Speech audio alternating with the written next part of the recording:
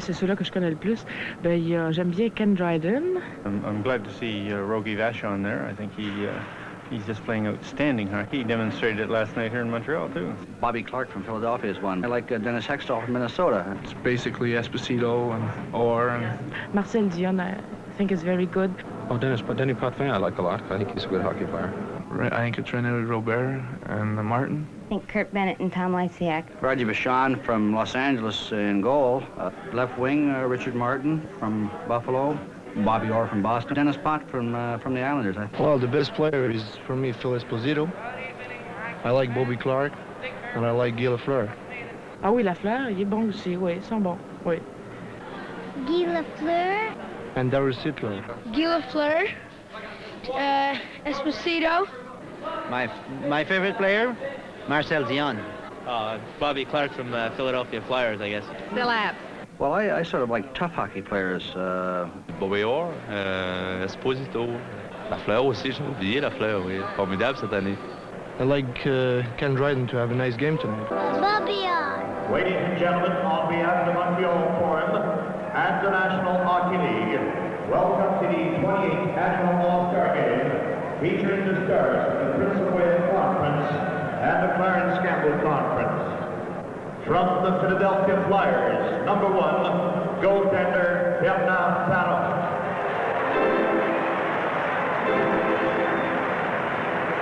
Number 16 at center, Bobby Clark. Number 2, defenseman Brad Park.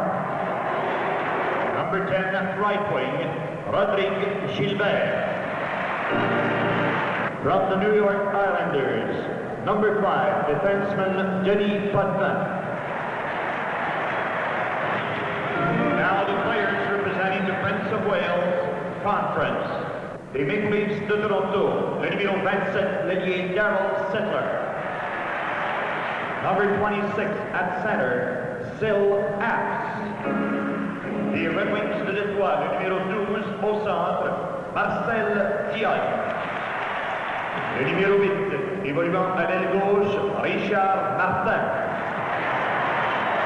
Number 1, goaltender, Rogatien Vachon.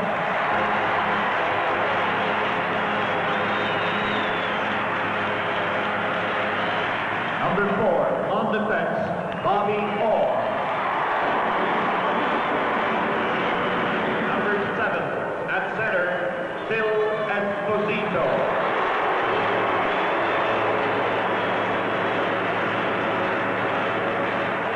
Le numéro 16, à l'aile droite, Guy Lafleur.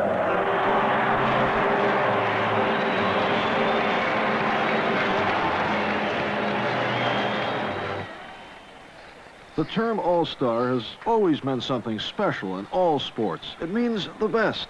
The men selected to be here tonight are a blend of proven veterans and young, eager players, all anxious to play with the same kind of pride that got them here.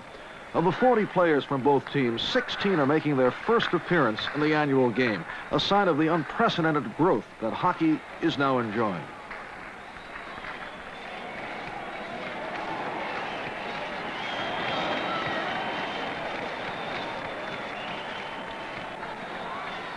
Right from the opening face-off, the Prince of Wales Conference in white and the Clarence Campbell Conference in orange moved the puck around the rink with all the style and finesse you'd expect from the most talented players in the league.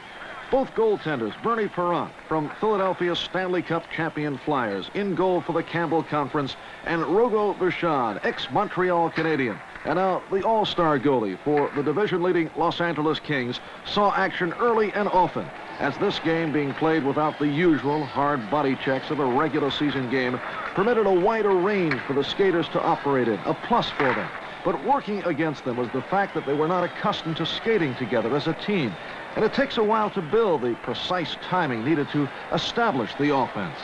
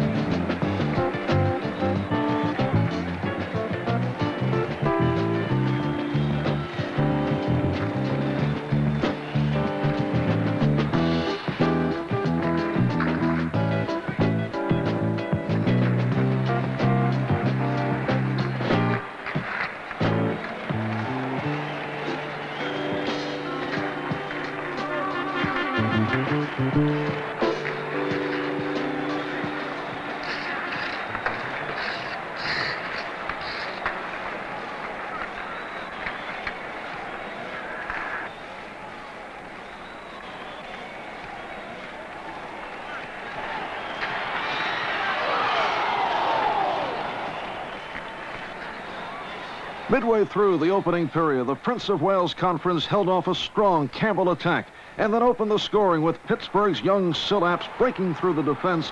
And even though he was tripped on the play, he gets off a shot over Perrant's shoulder to give his team a 1-goal lead at 9:38.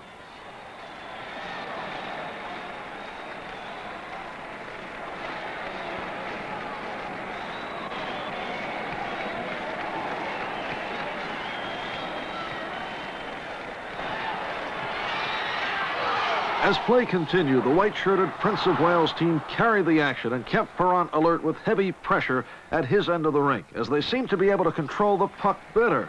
The defensemen need the time together on the ice to feel comfortable with each other, to establish their timing and their zone responsibilities.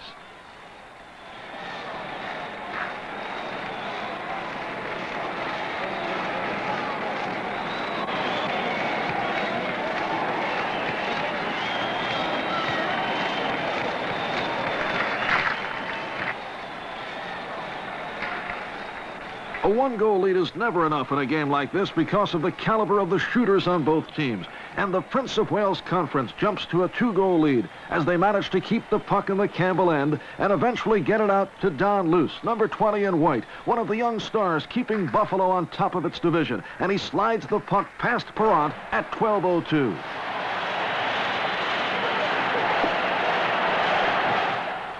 Here it is again from another angle. Luce carries across the blue line. The back pass for O'Reilly. His drive goes wide. They battle for it back behind the net. Dupere chases in the corner. Looks to dig out. Now it's sent over to O'Reilly. Sets up Luce in front. Backhander. Score!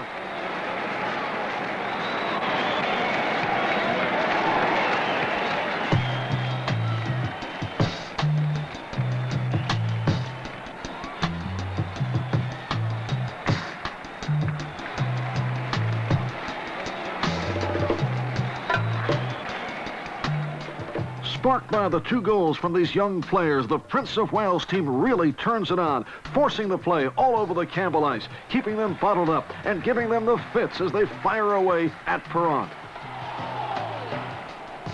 The puck is worked against the boards, but Montreal's exciting Guy Lafleur digs it out and feeds Toronto's Darryl Sittler, who finds the tiny opening between the post and Perrant's leg and boosts the Prince of Wales team to a 3-0 lead at 14:22.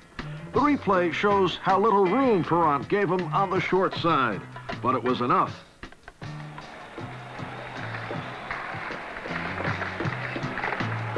Now the pride of the Clarence Campbell Conference is on the line, and they come alive with a sustained series of attacks to try to get back into this game.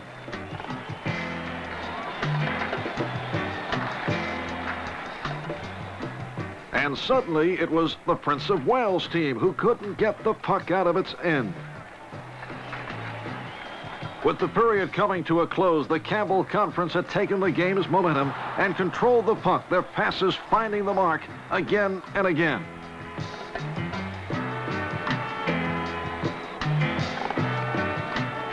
Now they line up for the face-off with the Campbell Conference putting the pressure on. It is controlled back in his own end by the Rangers' Brad Park. He flips cross ice to the Islanders' Dennis Potvin. Potvin swings it ahead. Here is Unger across the blue line. A back pass stick checked away, and now it's cleared out of the zone.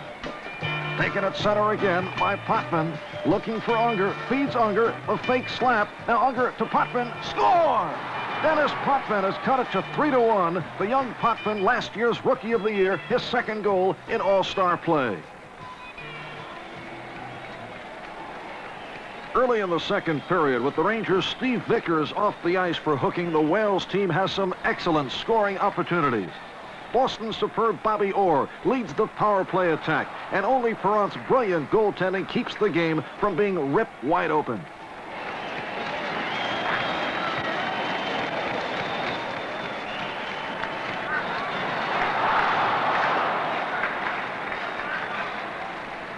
Here, Orr's perfect pass off the boards to Don Luce sends him in for a clear shot at the net, but Perrant gives him no room and neatly gloves the backhand attempt. Again, the Wales Conference brings it in as Perrant is sent sprawling and decides to cover up. If Philadelphia is to repeat as Stanley Cup champions, Perrant must play as well as he did last year, and he's doing that now.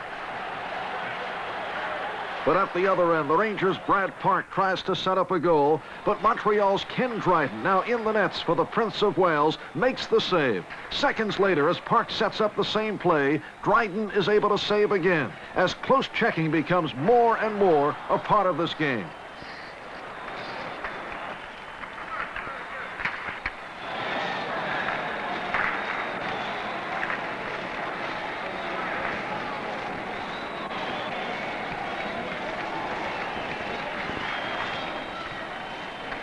Midway through the period, Vancouver's young Gary Smith takes over for Perrant and immediately gets a chance to show the kind of net mining that has kept his team at the top of its division as the action polarizes at both ends of the ice.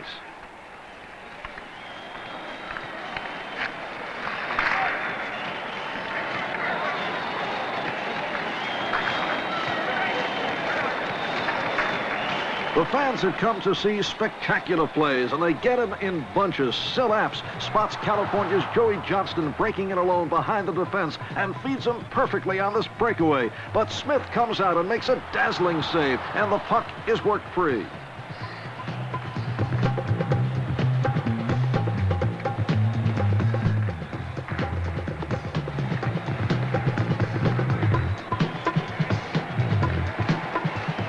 Both teams are flying now. The next goal either closing the score to 3-2 or opening it up to 4-1. And it seems only a matter of time before it'll come.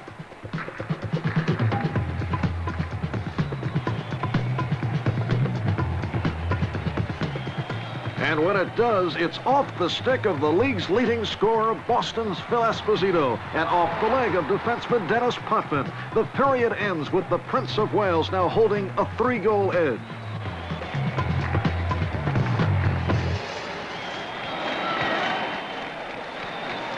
Following the All-Star tradition of rotating goalies, Rogo Vachon returns to the nets. And now the Campbell Conference has only 20 minutes left to catch up. So far, it's been a game in which the younger players have dominated the scoring. 3 of the 4 Prince of Wales goals coming from first-time All-Stars. Early in the period, the Campbell Conference tries to capitalize on its chances, but a well-disciplined Prince of Wales defense and Vachon's quick hands and playmaking stick keep them off the scoreboard.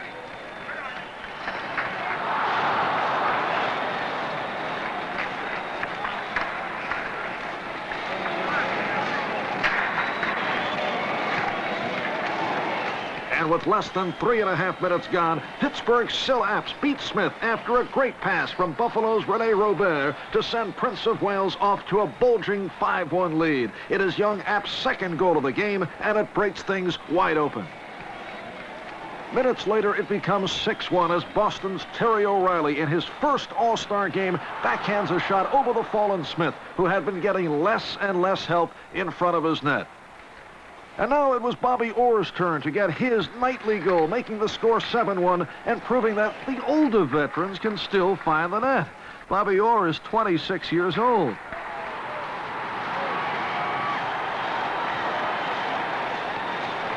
From another angle, we can see how Orr's shot was set up and how almost impossible it is to stop. Even in a game of All-Stars, Orr stands out as maybe the best player ever to lace on skates.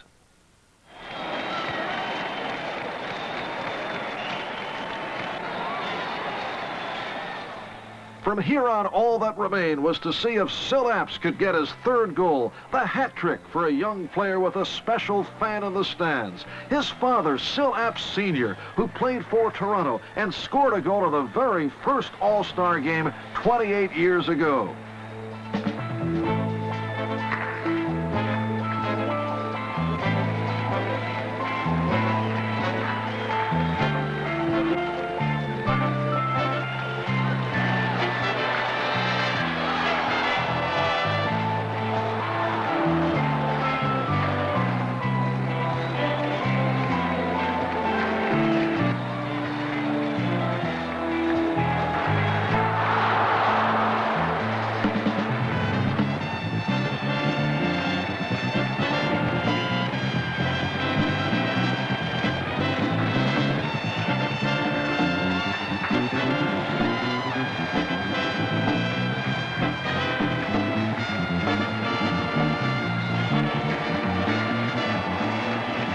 third goal never came, but as the game ended, he shared the joy of all the talented young hockey players from both teams who were honored by being selected to play in this game.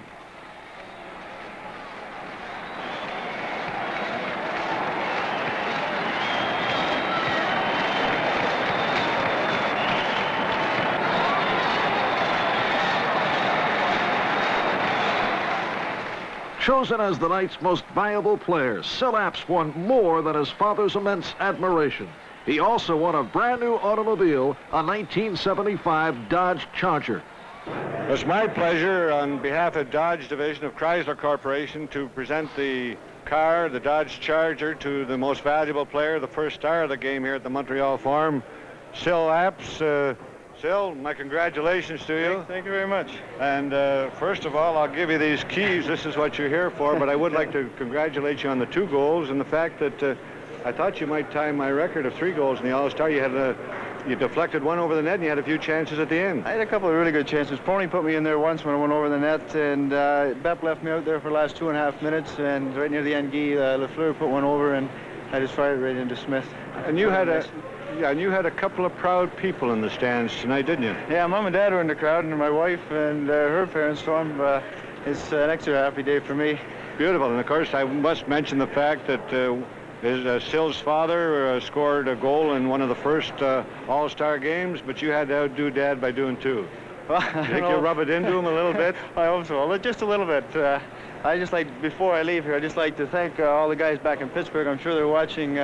Without them, I wouldn't be here, and without the guys back there in the dressing room, I wouldn't have had the chance to be on a net so many times, and lucky enough to get 2 goals. Hey, this must run in the Apps family. You know, you're just humble like your dad, Sil. Congratulations to you. A lot of pleasure with your Dodge Charger, and good luck the balance of the year to yourself and to your Pittsburgh Penguins. Thank you very much. They say all-star games are played for pride, but they're also played for the pure fun of it. After the game, goalie Bernie Perrant smiled and said, "It was a great game. If we could have kept them from scoring 7 goals, we would have won 1-0. This is Marv Albert for NHL Action.